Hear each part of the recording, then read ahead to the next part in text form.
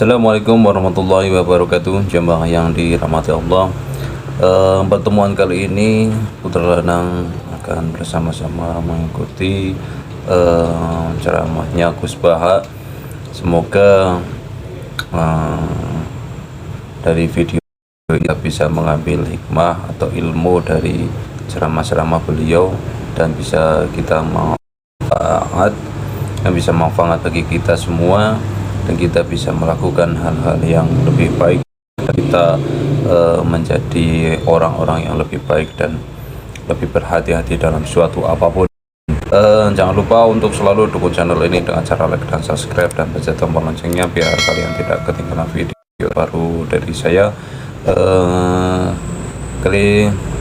Oke, kita akan bareng-bareng ngaji, mendengarkan ceramah dari Gus Baha bersama-sama. Nah, kemudian ini yang makalah yang saya siapkan begini. Sekarang Indonesia itu dikepung oleh paham-paham keras.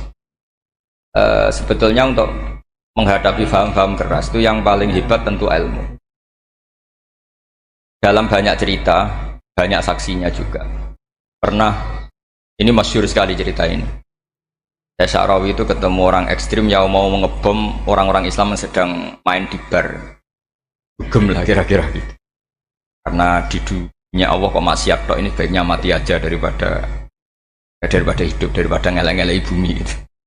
Terus ditanya sama Sya'rawi, kalau betul mereka jadi mati, aina masiruhum?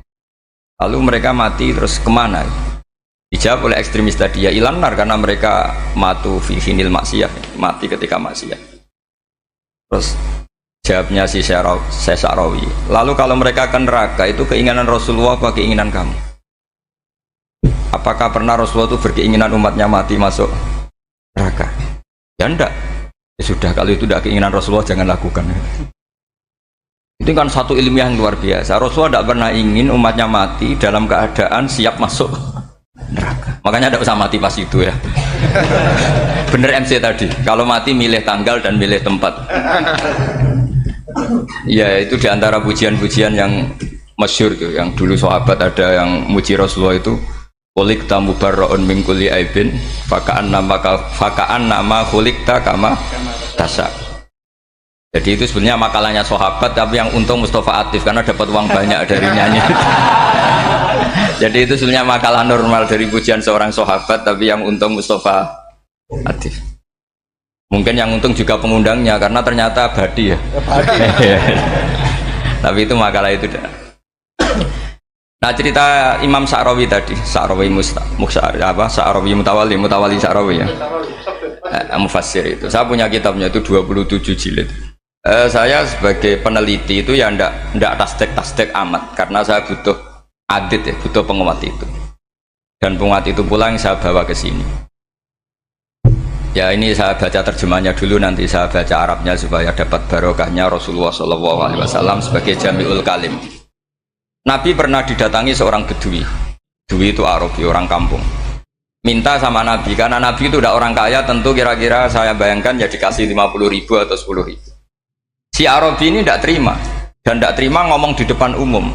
Ketika Rasulullah tanya, apa saya sudah baik sama kamu? Kata si Arabi tadi, tidak. Karena kamu kikir hanya ngasih saya segini. Sahabat hampir marah saja karena Nabi tersinggung gitu. Tapi Nabi lalu mengajak orang itu ke dalam rumah. Kira-kira kalau Indonesia mungkin ditambah 200.000 atau 300.000. Kemudian, apa ini cukup? Ya cukup. Kamu sudah puas? Ya puas. Fajazakallahu min ahlin wa asyiratin. Dipuji-puji Nabi. Kemudian kata Rasulullah, ayo kita keluar. Keluar nemuin khalayak begini. Khalayak rame tadi. Kamu tadi mengkritik saya, menghujat saya di depan umum. Maka kamu sekarang harus memuji saya di depan umum. Supaya clear. Akhirnya mau dia. Oke, kita mau. Akhirnya muji-muji Pak Muhammad orang baik, dermawan gini. Setelah itu dia pulang. Hebatnya Rasulullah ketika pulang kata Nabi begini, sabda Nabi gini, kalau saja dia pas benci saya itu kok mati, saya ulang lagi, kalau saja dia pas komentari saya buruk tadi kok mati, maka dia mati sebagai min ahlin nar, karena berstatus pencaci maki Nabi. Akhirnya dia muji Nabi itu lewat disuap, lewat dikasih uang lagi. Loh itu sudah sah. Jadi saking baiknya Allah, Islam suapan itu juga sah. Itu kan muji Nabi itu karena disuap. Makanya ini penting. Jika dalam khazanah Islam itu memang agak aneh-aneh. Jadi di antara ceritanya dalam hukum-hukum Islam itu ada orang fasiknya minta ampun, tapi minta karena iman sama hadis bahwa nanti kalau ada orang mati disaksikan orang dua, apalagi kalau empat min ahlil jannah, maka dia min ahlil jannah. Itu dia fasiknya minta ampun, nyewa orang. Nanti kalau saya mati bilang saya orang baik. Betul. Setelah dia mati bayar. Ini baik. Satu kampung nggak ada yang percaya ini saksi bohong. Tapi sama Allah diampuni karena kesaksian suapan ini. Lalu berarti jenengan ngalalo suap ya ndak, saya ada ngalalo suap, ngalalo sedekah. Karena sekarang kalau ada caleg bayar katanya sedekah. Ya sedekah terpaksa. Ini penting saya utarakan karena apa? Allah itu menilai itu tidak sama dengan pikiran kita. Makanya kubu sebelah itu terlalu ekstrem, memaksa Allah berpikiran kayak dia. Satu karena kurang ngaji. Nomor dua ya tadi emosinya lebih tinggi ketimbang intelektualnya. Ini penting saya utarakan. Ternyata orang yang nyuap tadi apa nilainya plus, yaitu dia iman sama dawai Rasulullah Shallallahu Alaihi Wasallam. Kalau yang namanya saksi itu penting, cuma dia mendapat cara itu lewat suap. Tapi kan iman kalau dawai Nabi itu benar, kalau ada saksinya pasti min ahlil jannah. Terus dia nyari saksi harus dibayar ya dibayar. Sekarang sama iya 1 jutaan. Sekarang saya tanya di KPPS atau di mana-mana saksi pemilu itu dibayar enggak? Dibayar sah apa enggak? Sah. Jadi kadang kebenaran itu harus dibayar. Ini penting saya utarakan karena ada orang perempuan cantik dirayu, digaji supaya main di niklab, dibayar jadi orang maksiat. Lalu mungkin ada ustadz gaji dia, bayar dia supaya mondok. Nggak tahu terusannya apa, terus diwayah apa enggak tahu saya. Pertanyaannya ketika kamu bayar kemudian jadi santri, itu kamu dosa nyuap apa dosa sodako membiayai proses kebenaran? Sodako. Tapi kalau yang bayar untuk jadi pegawai niklab maka membiayai kemaksiatan. Maka pembiayaan ini penting secara fikih. Arahnya kemana? Ke hak apa ke batil? Jika di Fathul Mu'in diterangkan misalnya ada orang layak jadi pemimpin dan kemudian rivalnya itu orang yang menyesatkan atau calon perusak bangsa, ya maka calon pemimpin yang soleh itu wajib berkompetisi meskipun bibadlil mal. Karena kalau yang memimpin orang fasik, kampung ini rusak. Kalau yang memimpin orang soleh, kalau nggak bayar juga nggak jadi, maka wajib bayar. Lah yang soleh bayar ini berstatus sedekah, tapi yang batil ini berstatus suap. Kenapa demikian? Karena yang namanya riswah atau ada yang baca ruswah adalah pembayaran untuk mengehakkan barang batil dan membatilkan barang hak. Sementara pembiayaan orang soleh adalah untuk memperkuat hak. Nah orang tuh nggak tahu, yang ngajinya ndak hatam-hatam tuh taunya pokoknya ar-rosi wal murtasi benar. Tapi nggak pernah mikir lalu definisi riswah atau ruswah itu apa. Ini bukan provokasi supaya semua calon bupati gubernur nyuap ndak, hanya nyuruh mereka sodako saja. Jadi kalau nggak jadi, tapi sodako betul ya, kalau nggak jadi ya tetap ikhlas, mau dari awal memang sodako. Lah soal geremeng ya bawaan manusia gitu ya. Ya nggak apa-apa, namanya tetap geremeng. Ini penting saya utarakan, makanya menurut saya itu bangga dengan Pak Hamid karena sepupu mbah saya itu karena alimnya. Meskipun banyak orang mensifati beliau wali dan memang wali betul, tapi saya tetap menstatuskan beliau orang alim yang dari kelaziman alim itu beliau wali. Jangan dibalik, wali dulu baru alim. Karena dalam beliau orang lasem dan kaidah di lasem itu fakullu alimin waliyullah walaysa kullu waliyillah aliman. Jadi kalau kaidah di daerah Jawa Tengah itu semua orang alim pasti wali, tapi kalau wali tidak mesti alim. Sehingga kalau menstatuskan alim itu keren, kalau di Jawa Tengah status alim itu keren. Dan soal keramat yang kaitannya dengan Mbah Mun itu masyhur itu dulu ketika Mbah Hamid santai-santai sama Pak Detaibur sama keluarga lah. Beliau mau istirahat, kemudian yang datang Kiai Maimun, Mbah Mun zaman itu masih dipanggil Gus. Topo Pur, ada Pak Tefur di situ. Kata Pak D Tefur, kalau manggil Pak D itu Gus Mun. Dan itu Pak Hamid ngendikan rojulun alimun, ada Pak Tefur, orang lelaki yang alim yang wali. Di beliau muji Mbah Mun juga alimun dulu, rojulun alimun wali. Ini penting saya utarakan karena kesanatan keilmuan beliau jelas dari beberapa keluarga di Lasem. Karena di daerah Fakhriyah itu yang tempat lahirnya Pak Hamid juga lahirnya mbah saya. Itu mbah-mbahnya sudah orang alim, termasuk Kiai Sidik Jember itu juga lahirnya di kawasan pondoknya Pak Hamid Fakhriyah. Dan Kiai Sidik punya anak yang namanya Ahmad Sidik yang jadi apa? Rois Am yang sekarang ada Gus Firjon macam-macam, itu semuanya juga keluarga Lasem. Nah, saya cerita keluarga ini penting bukan karena tafakhur atau tabai, bukan, karena Allah itu membuat satu tradisi besar memang lewat dzurriyyah. Sehingga Allah ngendikan misalnya ulaikal ladzina an'ama Allahu 'alaihim minan nabiyyin min dzurriyyati Adam wa mimman hamalna ma'anu wa min dzurriyyati Ibrahim wa Israila wa mimman hadaina wastabaina. Karena tanpa dzurriyyah itu enggak ada tradisi, enggak ada kultur. Misalnya saya menjadi hafal Quran, dulu bapak saya itu tiap zaman Pak Hamid masih sugeng, yang semaan di sini itu pasti bapak saya, namanya Kiai Haji Nur Salim. Kadang diajak baca Quran di kamarnya Kiai Hamid. Karena kalau bapak saya itu mantu ponaan sama Pak Hamid. Itu dulu bapak saya memotivasi saya supaya hafal Quran itu gini, kowe kudu hafal Quran.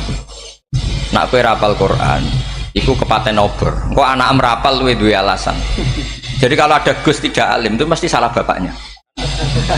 Karena kalau bapaknya bisa baca Wahab, anaknya mau baca primbon tuh malu.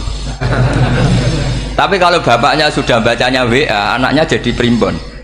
Era cucu sudah dukun, era cucu sudah kayak Dimas Kanjeng, nanti itu pasti itu. Karena nggak ada rasa malunya. Tapi kalau bapaknya alim baca Wahab misalnya, juga kona'ah, anaknya juga itu figurnya, cucunya juga gitu figurnya, makanya disebut dzurriyyatam ba'duha min ba'd. Ini penting. Dulu Mbah Mun itu sering ngijazahi saya, itu persis ijazahnya bapak, ijazahnya Pak Hamid. Kalau punya amplop itu ya dibeda-bedakan, ini amplop dari tamu, ini dari pejabat, ini dari orang fakir. Jika penggunaannya juga sesuai itu, tidak serampangan. Karena dianggap amanat, kalau kita salah tasarruf maka menjadi hisab. Kalau sekarang nggak salah dikumpulkan. Orang desa salam template wadol pitik kuru, wedhus kuru. Ambek guse dikutuku HP seri terbaru, itu kan kasihan ya. Padahal sing salam template itu ibunya kerja di Malaysia, mungkin gelantungan ngecat tembok di Malaysia. Hasil salam template digugus tuku HP terbaru, itu kan nggak imbang. Nah tuku tasbih kan sumbut. Ini bukan nyindir tapi ngamuk. Jadi ini penting karena semuanya itu ada hisabnya. Walatus alunna yauma idzin anin naim. Karena tradisi ini harus kita teruskan ala qadril istithaq. Karena itu nanti yang mengawal ilmu. Kemudian termasuk tradisi mengakui santri goblok, ini penting. Itu enggak ada santri sebarokah santri goblok. Makanya dulu Mbah Mun, Mbah Hamid, Kiai Alim itu kalau sama santri goblok ya tidak benci. Enggak kayak sekarang semua orang bikin sekolah unggulan. Sekolah unggulan itu kritik saya hanya memproduksi orang-orang yang nantinya mendapat. Kalau kamu punya santri hafal Quran, nanti hadiahnya umroh. Tanglanya umroh, santri pinter hadiahnya beasiswa. Tapi hubungannya sama negara itu mendapat. Sementara santri yang goblok hidup di pedalaman Kalimantan karena di sana belum ada masjid, bikin masjid dia. Sebagian hartanya dipakai masjid, sebagian hartanya dipakai bangun masjid. Ini yang goblok pendiri masjid, yang pinter pengajian di masjid dibisaroi uang kas masjid. Artinya gini. Ya kalau halalnya halal, tapi kita mbok yoroh hikmahnya orang-orang goblok gitu. Supaya kita tetap ngaji Rabbana ma khalaqta hadza batila. Semua ini ada gunanya. Subhanaka ma khalaqta. Jadi semua ini ada gunanya. Maka bagi santri-santri yang goblok, tolong nanti saya di-Fatihai karena saya ini pembela Anda. Lo yang ngomong biar saya karena saya terkenal santri pinter. Kalau yang ngomong sampean goblok kan nggak ada yang percaya. Oh, padune padha gobloke kan gitu. Yang ngomong harus saya. Saya itu niru Rasulullah Shallallahu Alaihi Wasallam. Nabi itu kalau ada santri serabakat pinter itu diwaris sak surat usung nang mulai pinter. Banyak itu. Balighu anni walau ayah, ada sahabat ngaji hanya diajari idza zulzilatil ardu, sudah kamu pulang, sudah pinter. Karena betul. Sekarang coba dia ngenangan, ada santri alim alamah, mungkin bakasnya furu'iyah, gimana hukumnya Jumatan jumlahnya itu 40 kurang atau 40 pas imam. Kemudian ada yang batal satu, hukumnya gimana? Dia mikir furu'iyah. Sementara yang goblok, dia di desa tertinggal gak ada masjid. Piye caranya dia masjid? Ini bikin aslul ibadah, yang sini sudah khilaf tentang yang gak penting. Jadi orang goblok kadang lebih keren. Akhirnya apa? Duriannya yang goblok nanti jadi orang alim alama ngekholi wong goblok, karena pendirinya biasanya orang pati pinter. Itulah Allah Subhanahu wa taala. Ada bikin sesuatu itu sia-sia. Nah, saya ini korban ilmu itu. Akhirnya santri saya banyak yang nggak jelas. Ya, tapi ya saya terima saja. Saya santri itu macam-macam. Ada yang profesor, ada yang doktor, ada yang goblok, ada yang baru tobat kemarin, ada yang Cina lagi seneng ahli sunnah wal jamaah, macam-macam. Semuanya ngaji sama saya. Karena saya tetap berkeyakinan Rabbana ma khalaqta hadza batil. Ini penting saya utarakan karena khazanah kita ini jangan digerus oleh orang yang tidak bertanggung jawab. Pernah ada di hadis Muslim, ini cerita di Sahih Muslim. Ada seseorang sedang sujud kemudian diinjek oleh orang fasik. Saya ulang lagi, diinjek. Rokobahnya, yang diinjek itu rokobahnya. Lehernya itu diinjek sama orang fasik. Kemudian si yang sujud tadi bersumpah wallahi la yaghfiru wallahu lak. Demi Allah, Allah tidak akan mengampuni kamu. Itu Allah kemudian mewahyukan sama Nabi di zamannya. Wahyunya adalah mangdalladzi yata'alla alayya alla aghfira li fulan laqad ghafartu dzunuba wa ahbattu amalak. Siapa yang mencantut namaku dengan menstatuskan saya tidak bisa memberi maaf, sungguh orang itu saya maafkan, dan yang ahli ibadah amalnya tak cabut semua, tak hapus semua. Karena Allah tuh nggak boleh distatuskan sesuai keinginan kita. Kita sedang soleh terus mengatakan orang lain tidak soleh, Allah tidak akan ngampuni. Ngampuni tidak, itu wilayahnya Allah, dan Allah yaf'alu ma yasha, dan Allah berkali-kali memaklumatkan dirinya yaghfiru liman yasha wa yu'adzibu man yasha. Tapi ini kubu sebelah nyifati Allah hanya wa yu'adzibu, kubu sebelah kan gitu.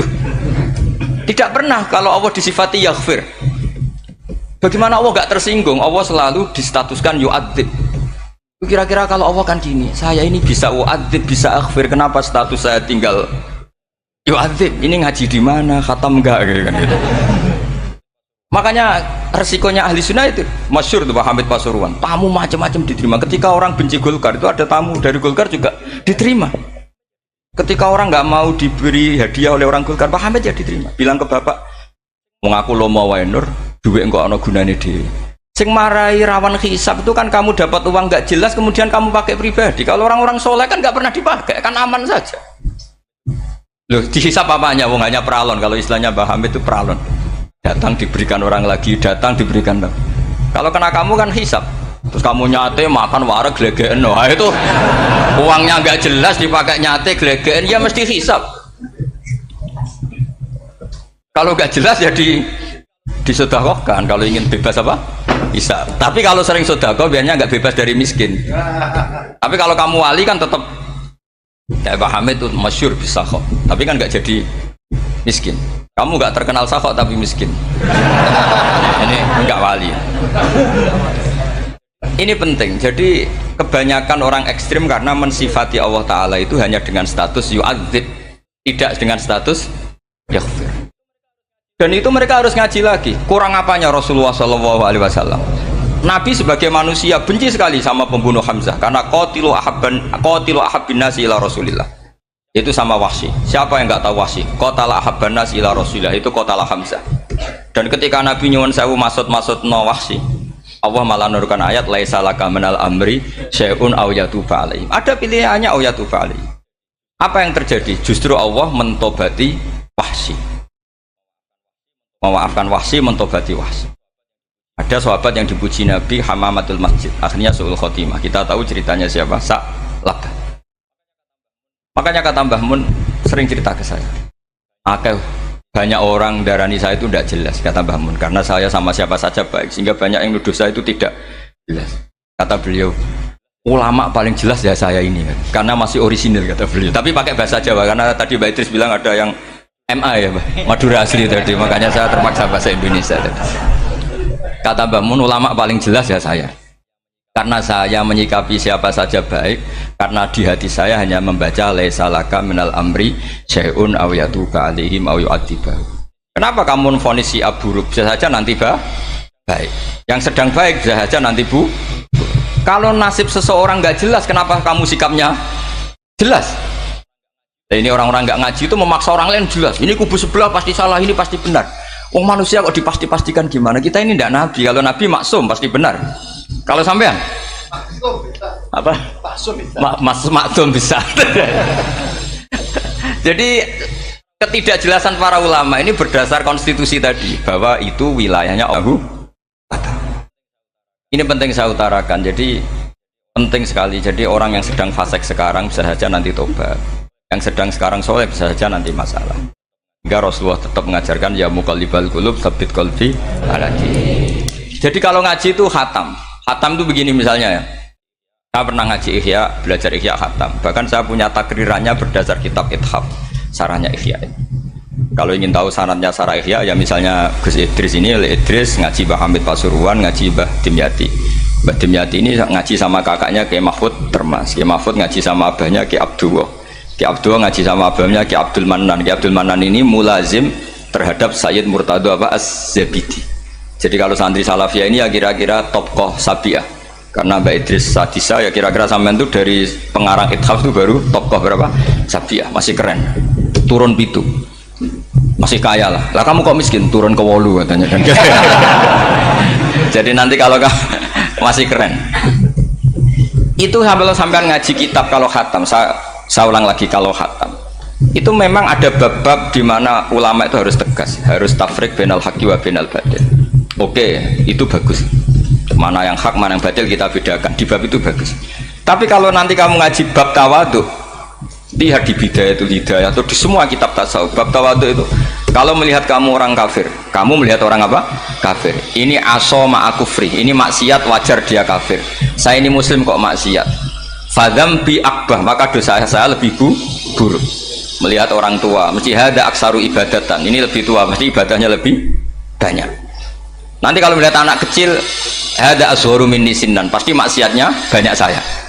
Jika terus evaluasi gitu, sehingga nggak pernah takabur. Misalnya di sini, saya ini kan gayanya keren, duduk di atas sampai di bawah. Gayanya tok, hakikatnya sampai lebih sombong karena memerintahkan saya. Jadi panitianya itu, makanya saya merasa tawadhu saja meskipun berdiri. Karena hakikat saya ini makmur, diperintah.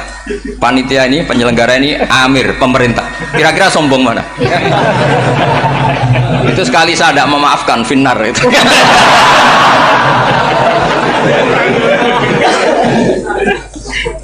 Tapi insya Allah tak maafkan, Pak. Iya masih insya Allah. Jadi ini penting. Jadi mbok ya orang-orang yang ekstrim itu mikir keinginan Rasulullah SAW itu umatnya meninggal dalam keadaan baik. Makanya benar tadi notulen tadi, kalau doa, kalau ingin mandi itu memang harus ada jadabnya. Tapi yang asli loh ya, jangan gaya-gayanan. Ya asli betul, yang nggak khilaf memang asli. Itu ada seorang wali doa di depan Nabi itu begini, ya Allah saya harus jadi orang soleh. Allah diharuskan itu kan nggak sopan ya. Ya Allah saya ini harus jadi orang soleh. Kenapa? Sekali saya soleh maka surroh habibu, yang senang kekasihmu. Sekali saya fasik maka yang senang musuhmu, yaitu iblis. Tinggal jenengan milih mana, nyenangkan kekasihmu apa nyenangkan musuhmu. Akhirnya ya dapat aku, ya sudah soleh aja soleh, ini kok doa kok neror orang ini. Kira-kira gitu. Jadi ya Allah saya harus jadi orang soleh. Kalau saya jadi orang soleh surroh habibuk, yang seneng kekasihmu. Kalau saya jadi orang fasik yang seneng musuhmu. Sedangkan tinggal milih saja, menyenangkan kekasihmu apa menyenangkan musuhmu. Kira-kira Allah seneng mana? Seneng menyenangkan. Wah itu doa paling mustajab. Tapi syaratnya harus anti bikolbin dan dari ijazah nggak mandi, itu ijazah nggak mandi. Maka ini tidak saya ijazahkan. Nanti kalau kamu ngalami isak sendiri, ngalami wujdi sendiri, terus ngalami itu insya Allah makbul. Ini mau gaya-gaya nan copy paste nggak diterima itu. Jadi wali-wali dulu itu kalau berdoa itu sederhana, tapi dari hati yang paling dalam. Makanya Nabi Musa itu terkenal, orang paling seenaknya sendiri dan Nabi Musa hubungannya dengan Allah. Tapi sama Allah dimaafkan karena orisinil, tidak bikin-bikin. Rasulullah juga itu. Kalau sudah marah itu doanya gitu. Cuma celakanya ditiru Nira Warisman dulu itu. Nabi itu ketika perang Badar itu jelas kalah, nggak mungkin menang, sudah jelas kalah. Nabi hanya 313, orang kafir 1000 dengan perlengkapan apa? Sudah lengkap semua. Setelah perang dilihat itu jelas kalah. Seri awal yang memang kalah betul. Doanya Nabi apa? Allahumma intuhlik hadil isobah lam tu'bad badal ya. Ampun Gusti, silahkan bikin kalah, tapi ra ono sing roh nak jenengan pangeran. Mohon lahiran jenengan dadi pangeran, ora ono sing roh. Enggak ada ibadah. Intuhlik hadil isobah lam tu'bad badal ya. Kalau engkau menghancurkan kelompok saya ini, jenengan sebagai Tuhan tidak ada yang nyembah lagi, karena yang nyembah tinggal kelompok kita. Tapi yang ngendikan Nabi, kalau kamu niru tidak bisa. Gak bisa kamu doa, ya Allah saya ini santri salafiyah, kalau saya bodoh menjadi presiden buruk terhadap alumni salafiyah. Gak apa-apa sekali-kali doa gitu. Tapi kata Allah lainnya masih banyak.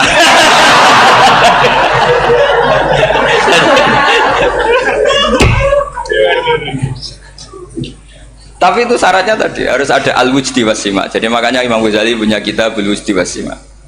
Karena ada masrob, ada sarob. Jadi wali ngikuti para nabi itu ada masrob, ada sarob. Sehingga perasaannya itu beda. Saya punya sekian contoh. Makanya tadi saya bilang di sini yang cerita nanti tak baca Arabnya ya, tabarruk dengan jamil apa kalim. Jadi Nabi menyontohkan gini ya. Hubungannya Nabi dengan umatnya itu kata Rasulullah ibarat orang punya unta atau sapi yang susah, yang sarodat itu berat. Kalau bahasa sini apa itu? Yang larat ya Pak? Melayu. Terus orang-orang lain ingin membantu, kubu sebelah ingin bantu, tapi ketika mereka ingin bantu malah unta ini tambah lari karena asing. Semua selain pemiliknya ini kan bagi unta itu asing. Jadi mau dibantu ditangkap tambah lari karena ini orang asing semua. Ngajinya agak jelas, asalnya agak jelas, tapi mau ikut ngurumat Islam ini asing semua. Akhirnya kata Nabi yang punya unta tadi datang, kemudian ngambil rumput, terus unta itu dipanggil, kemudian unta itu mengikuti. Kata Nabi, ibarat saya seperti itu. Kalau saya yang memimpin Islam, saya yang merawat umat saya, maka umat akan mudallalah, akan nurut. Tapi kalau yang rumat kalian, malah Islam menjadi kacau. Kenapa menjadi kacau? Karena tadi nyifati Allah saja salah. Orang Islam baik dihukumi kafir hanya karena tahlilan, hanya karena manakiban dihukumi kafir. Sekarang inginnya Nabi orang menjadi muslim apa kafir? Inginnya Nabi orang menjadi muslim apa kafir? Muslim. Lalu gara-gara melakukan perilaku tertentu dihukumi kafir. Iya, ziarah wali songo musyrik, nyekel patok musyrik. Katanya minta sama mayit. Padahal saya andekan jadi mayit itu dijaroi sampean nggak seneng. Nggak senengnya karena ya kadang murid itu jari gurunya ya kurang ajar. Masa gurunya dibilang gini, ya Allah, ingkana muhsinan fazid fi ihsani, wa ingkana musian fatajawas anhu. Kata gurunya, soleh tenan darani ingkana. Makanya saya tidak suka zaman ziarah ke saya. Kecuali doanya ditasihkan dulu ke saya. Makanya nggak boleh ziarah itu pada Nabi, bisa murtad kan? Coba itu baca di depan Nabi, murtad gak? Ya Allah kali ini baik maka gini, kalau buruk masa Nabi baiknya ingkana. Lah orang-orang yang menyerang kita kan itu gak ada zaman sahabat doa seperti itu. Ya mesti gak ada, mana mungkin sahabat baca itu di depan Nabi. Masa Nabi didoain ya Allah kalau dia baik maka fazid, maka kalau dia buruk ya gak mungkin. Lah mereka nyerang kita itu gak ada dalam sejarah sahabat. Dan sahabat kok nahlili Nabi juga Nabi mau didoain maghfir lahu. Kan ngenyak kanjeng Nabi jadi ngono ighfir lahu. Ya mesti saja sahabat gak akan tahlilan. Yang kabudut itu Rasulullah, bahkan diistilahkan kabudut saja salah, intaqala ila rafiqil ala. Nah kalau sampai harus ditahlili, kalau enggak yang rokok betul. Amalnya pas-pasan, dosanya berkelanjutan. Kondak gimana? Punya tanah warisan yang hasil ngerebut milik orang lain, kamu sudah mati, dipakai anak cucumu, ini berkelanjutan nggak dosanya? Berkelanjutan, berseri-seri. Mereka kalau nyerang kita kan sahabat tidak melakukan itu untuk Nabi, ya nggak mungkin lah sahabat mendoakan itu pada Nabi, kan nggak mungkin. Coba kalau kamu jadi mayit, terus kamu gurunya, terus ada murid kamu bilang Allahumma ingkana musinat fazid fi ihsani wa ingkana musian fatajawaz anhu, mesti kalau kamu bisa bangun Ya Allah, cong meyakini saya soleh itu masih ingkana. Kalau guru saya soleh, maka kalau guru saya buruk, maka itu kan taklek namanya, Pak. Itu kan kurang ajar. Loh, saya tidak pernah doa gitu di depan Muhammad Pasuruan, tidak pernah. Saya kalau doakan bangun ya tidak pernah gitu. Allahumma ali darajati fil jannah gitu. Saya nggak pernah ingkana nggak pernah. Karena andekan itu saya juga sama engkau. Cuma kalau ada orang doa di bangun gitu ya karena orang lain ya tak biarin. Tapi saya tidak bilang amin, ya biarin aja sudah. Tapi kalau santri sarang nggak usah lah doa ya apa. Ingkana kok. Masa meyakini solehnya gurunya kok nunggu apa? Ini bukan ijazah, ini marah ini jadi pelurusan ini. Saya ulang lagi, ngaji itu harus khatam. Pentingnya khatam tadi, kalau di bab tafriq bainal haqqi wa bainal batin, seakan-akan kubu sebelah ini benar karena tegas. Tapi kitab itu tidak hanya bab itu, juga ada bab tawadhu. Di bab tawadhu itu, misalnya kita melihat orang kafir ini wajar maksiat kan dia kafir, masa saya mukmin maksiat. Dan ini kafir bisa saja nanti husnul khotimah, saya muslim bisa saja su'ul khotimah. Jika tetap tawadhu, melihat yang lebih sepuh ini aksaru ibadatan minni, melihat yang kecil asghar berarti aqallu maksiatan minni, sehingga melihatnya itu tawadhu. Jadi kalau di bab tawadhu semuanya orang itu mungkin. Nah di sini Rasulullah SAW mengajarkan, ketika malaikat Jabal bilang, Muhammad, orang yang mendustakan kamu saya tungkepi gunung biar mati semua. Kata Rasulullah, saya berharap keluar dari tubuh mereka min aslabihim, dari keturunan mereka orang-orang sing mukmin. Sudah karuan kafir saja Nabi tidak berhenti berharap, jangan-jangan nanti keturunannya mukmin. Dan itu betul. Kita tahu Abu Lahab punya anak Darroh itu mukminah, Abu Jahal punya anak Ikrimah juga mukmin. Dulu Walid bin Mughirah musuh besarnya Rasulullah punya anak Khalid bin Walid. Sekarang orang-orang yang abangan gak hafal Quran, kadang anaknya hafal Quran lewat program PTPQ, kadang yang hafal Quran malah anaknya tidak hafal. Makanya kalau pas wisuda sampai bingung, gurunya itu sampai nangis. Kenapa nangis? Ini anaknya orang nggak hafal Quran tapi sudah hafal, saya gurunya tidak hafal kata. Lah kenapa bisa jadi hafid? Karena guru sewaan kata. Itu banyak sekali. Ini penting saya utarakan supaya ekstremitas itu berkurang. Logika-logika yang dibangun ulama itu ngikuti riwayat. Agama itu ngikuti riwayat, bukan sekedar akal. Saya punya contoh ketika kitab Ihya menutup kitabnya, yaitu Imam Ghazali. Itu ada dua orang. Ini di akhir kitab Rojak dan dipakai nutup kitab Ihya sebagai rojaknya Imam Ghazali. Ada dua orang min ahli nar dipanggil sama Allah.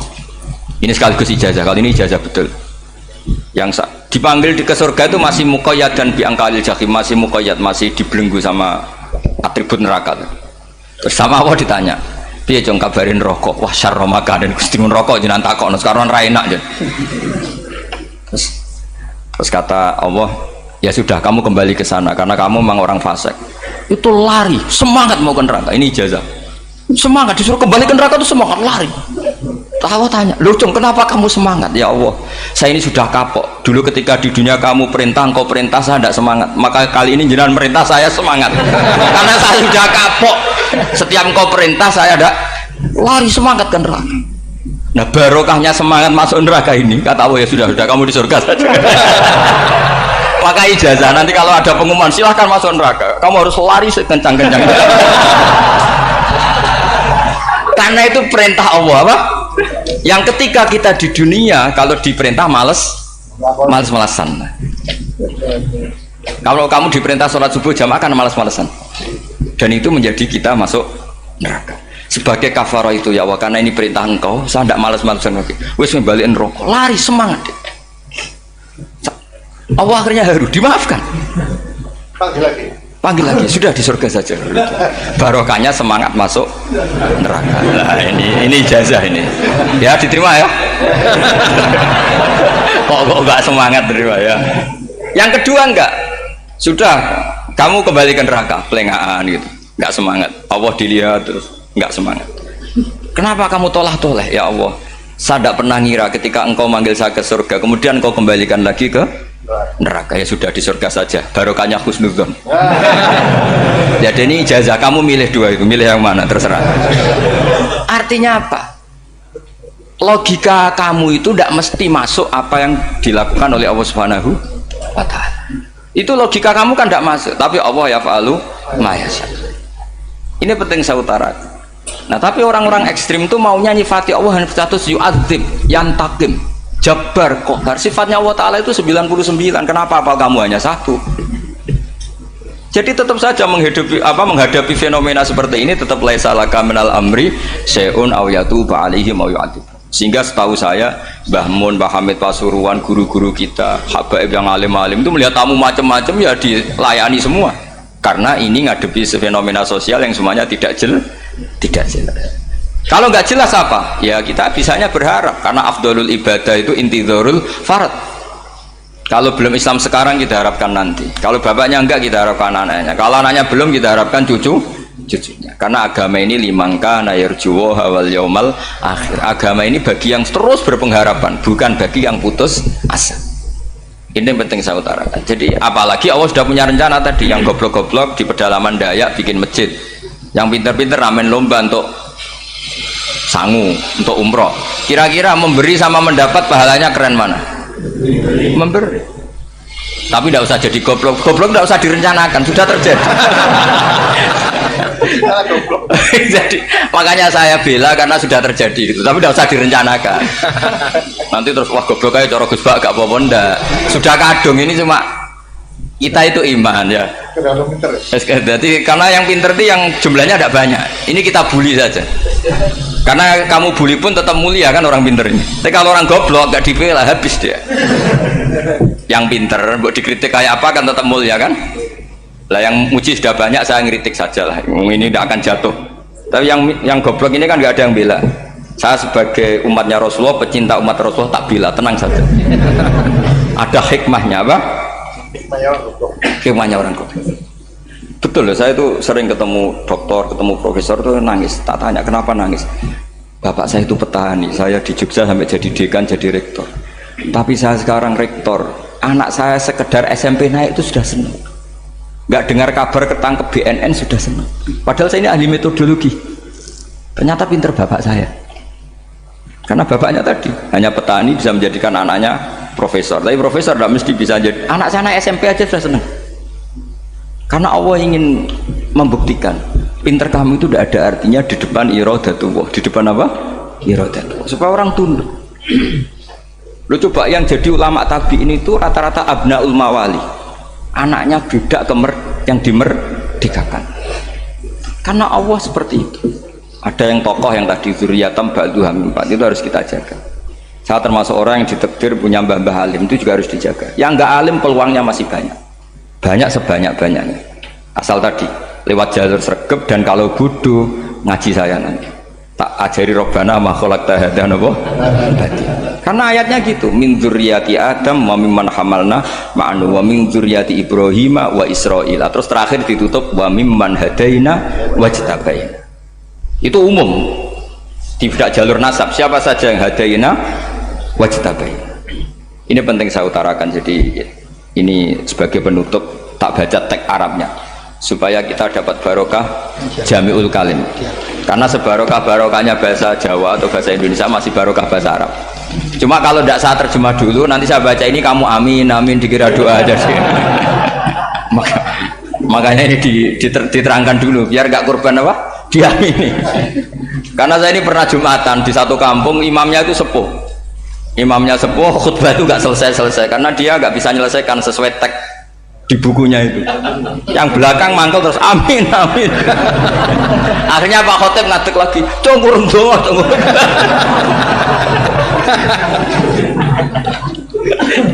Ya ini masih teks Arab, yang belakang sudah apa? Amin amin kan. Ya saya baca. Yang disimak. Bismillahirrahmanirrahim. Waruya anak Arabian ja'ahu yatlubu min husay'an fa'atahu sumaqala ahsantu ilaika. Dikasih sesuatu ya tadi saya contohkan, misalnya dikasih hanya 10.000. Qalal Arabiyullah wala ajmalta, kamu ya belum berbuat baik. Faghadibal muslimun wa qamu ilaihi. Orang-orang Islam marah besar karena Nabi dikomentari la ajmalta, kamu tidak orang baik. Fa asyara ilaihim an kuffu, kata Nabi jangan kamu pukulin. Kalau di Madura sudah tuntas tuh kena celurit itu kalau. Sumakoma kalau di MA tadi ya, di Madura asli tadi ya. Sudah tuntas. Sumakoma wa dakhala manzilahu. Setelah itu terus arsala ilahi sallallahu alaihi wasallam wa zadahu syai'an. Kemudian Nabi menyuruh dia, ayo masuk rumah terus ditambahi. Faqala ahsantu ilaika qala na'am fajazakallahu min ahlin wa asyiratin khairan. Setelah ditambah banyak sama Nabi, saya sudah baik sama kamu. Wah, baik kalau sekarang baik. Itu mengatakan baik karena ditambah uang loh. Bukan karena dari nuraninya, karena ditambah uang, ditambah duit. Amplopane ditambahin. Faqala lahu Nabiyyu sallallahu alaihi wasallam, innaka qulta ma qulta wa fi nafsi ashabi min dzalika syai'un. Fa in ahbabta faqul baina aydihim ma qultu baik. Ma qulta baina yadayya hatta yadhaba ma fi sadrihim alaika.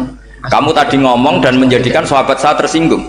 Coba sekarang klarifikasi supaya mereka clear apa? Itu menunjukkan klarifikasi itu termasuk wataknya Rasulullah sallallahu alaihi wasallam. Tadi kamu menyinggung saya di depan umum, maka sekarang kamu muji saya juga harus di depan umum supaya clear, supaya mereka tidak punya perasaan macam-macam. Sudah akhirnya qala na'am falamma kana al-ghadu awil asyu ja'a faqala sallallahu alaihi wasallam inna hadzal arabiyya qala ma qala fazidnahu fazama'nahu radiya kadzalik qala na'am fajazakallahu min ahlin wa asyiratin khairan. Terus faqala Nabi sallallahu alaihi wasallam, ini penting ya bagi semua dai, bagi semua ustad, masali wa masalu hada masalu rajulin lahu naqatun saroddat alaihi fattaba'an nasu atau fa'atba'an nasu falam yaziduha illa nufuran fanadahum sahibuha khallu baini wa baina naqati fa inni arfaku biha minkum. Jadi namanya unta, sapi atau kuda itu lebih terbiasa sama pemiliknya sama orang lain, sama pemiliknya. Kalau orang lain ikut mantu ketika berat malah tambahlah lari. Sama kiai sama umat tuh, kalau kiai kan punya syafaqah sama umat, maka inginnya umatnya dimaafkan. Tapi kalau kubu sebelah inginnya mengkafirkan, mendosakan, membid'ahkan, nah, itu bisa diharap nggak umat mau kembali, malah lari. Makanya saya pernah ngalami ini serius. Ada orang tukang ngafir-ngafir nawang NU gitu. Di majelis, satu majelis dengan saya. Singkat cerita semua NU pinter, waya jamaah duhur itu waya sholat, ayo jamaah, aku gak sholat. Kenapa? Kafir sholat bareng, gak wajib bang kafir sholat. Tidak usah kafir, sholat saja. Mereka itu kan omongannya ta'arud, mengkafirkan kita tapi mewajibkan kita sholat. Sholat wajib gak bagi orang kafir? Gak wajib. Berani gak mereka mengatakan yang dikafirkan gak perlu sholat karena sudah kafir? Berani gak kira-kira? Gak berani. Jadi omongan mereka itu paradoks semua, karena memang gak pernah ngaji. Nggak pernah apa? Nggak pernah ngajinya betul-betul nggak pernah khatam tadi ya. Jadi kata Rasulullah, fa inni arfaku biha minkum wa a'lamu fatawajjahalaha baina yadayya fa akhudalaha minkum mil ardi faradda hatta ja'at wastana wa shadda 'alaiha rahlaha wastawa 'alaiha wa inni law taraktukum kaqaulihi. Terus ya sudah seperti itu.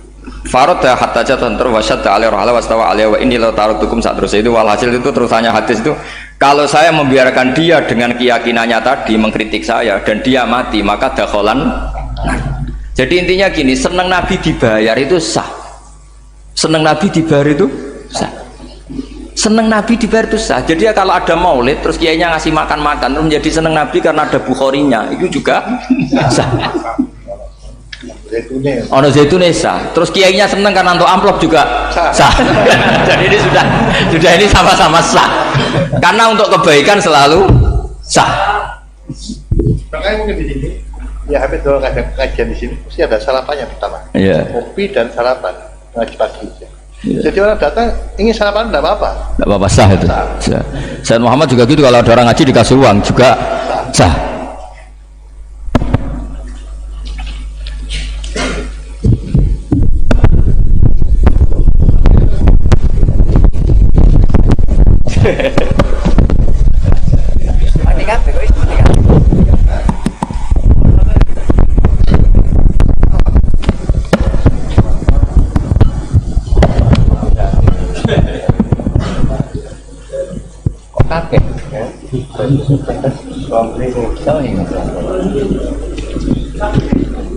Subhanaka ma khalaqta hadza.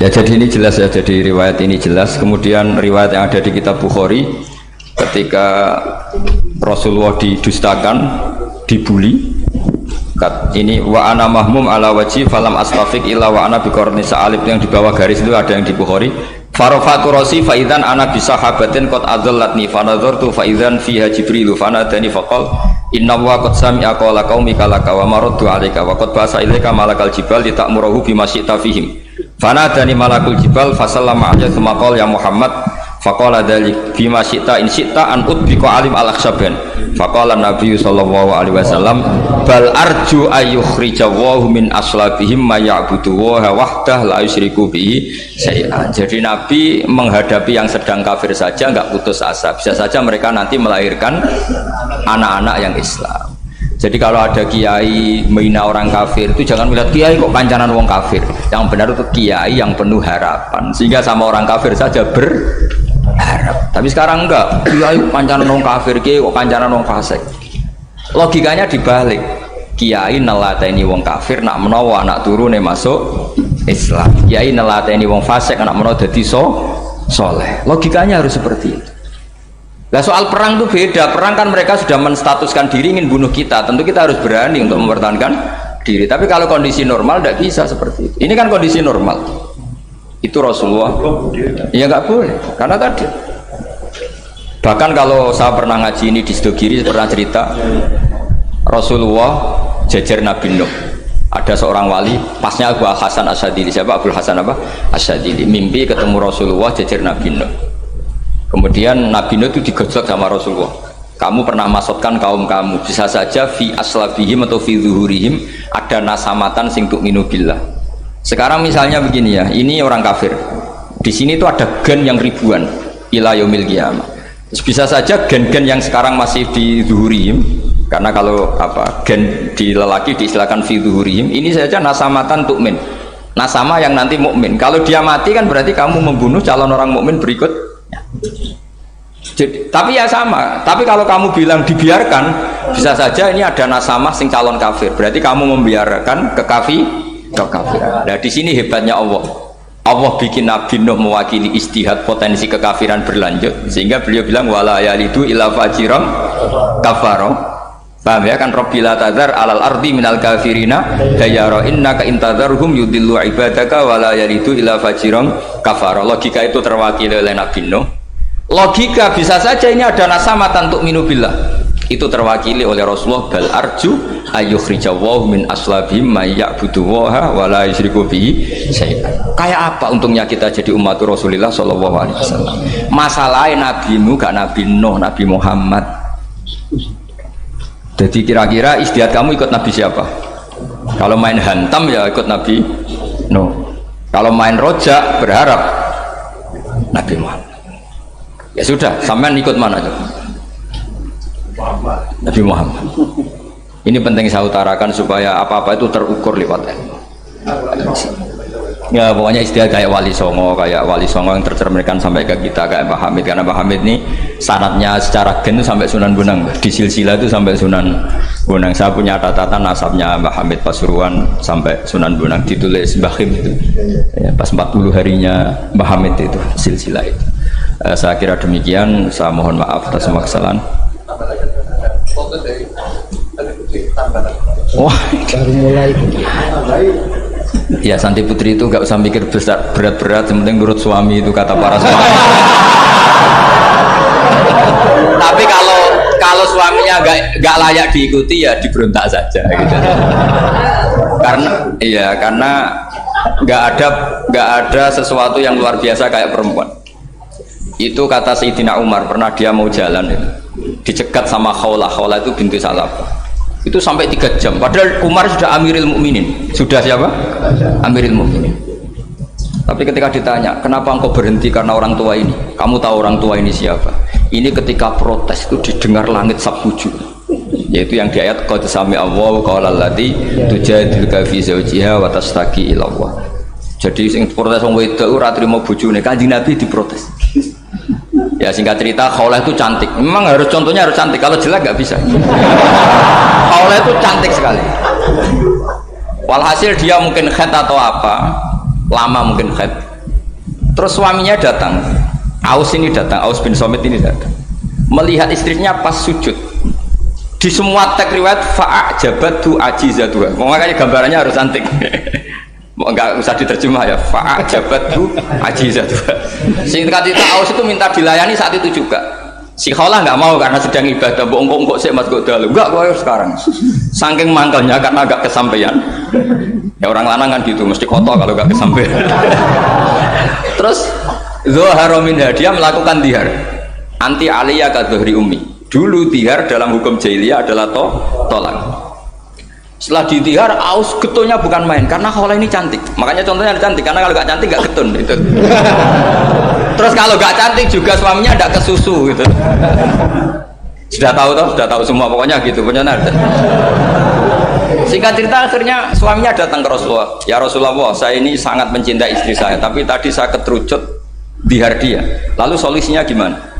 Ini karena tambahnya khas perempuan, kata Mbak Idris, ya sudah tak turut, ini khas perempuan. Kemenangan partai apa? Perempuan. Tapi tidak PSI, ini kemenangan partai perempuan. Kata Rasulullah, sementara hukumnya begitu. Kalau dihar itu bimanzilatit tolak. Ya sudah, kamu nggak bisa kumpul lagi sama dia. Istrinya dikasih tahu, protes. Apa? Hukum apa-apaan itu? Diparani Rasulullah. Ini hukum tidak benar ya Rasulullah. Ya tapi setahu saya hingga detik ini saya sebagai Nabi hukumnya baru begitu. Nggak benar. Dibantah terus sama Allah, Nabi diancam gini, kalau engkau tidak bisa memutuskan, tak laporkan Allah.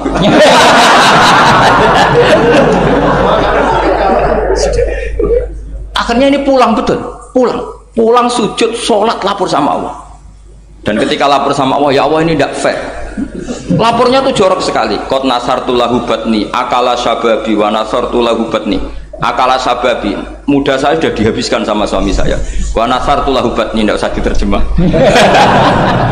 Tapi ketika saya sudah tidak muda, sekarang saya mau diceraikan lewat apa? Dia.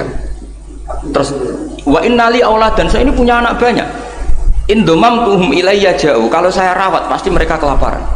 Karena saya miskin, saya seorang perempuan. Tapi wa indomam tuhum ilaihi do. Nak tak elokno buah apa mesti ditinggal wayang. Wah kira-kira gitu. Wayang gerutu sendiri. Akhirnya Allah jawab bahwa dihar itu tidak tolak.